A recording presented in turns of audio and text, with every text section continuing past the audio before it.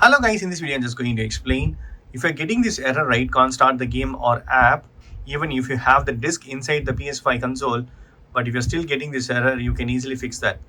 So it's very simple. What you need to do is you need to first already disk is inside, okay, and check for the update.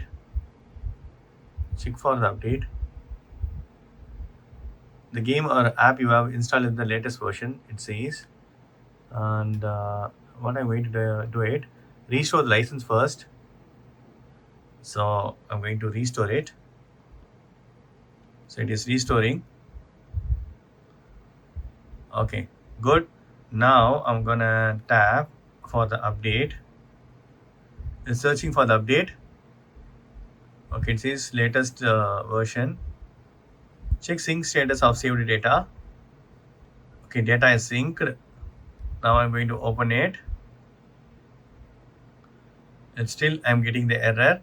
So only thing, we need to reinstall the game. There is no options. So you need to delete it.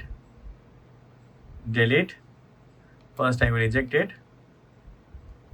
And if you have digital edition, just delete it, okay? Press options on your controller and go to delete. So I need to confirm. If you're having digital editions, right, directly you can download it from the library under your collections.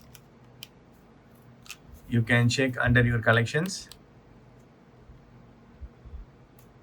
But I have the disk.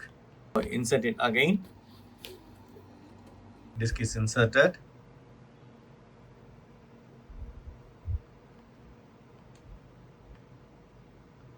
So I need to install both.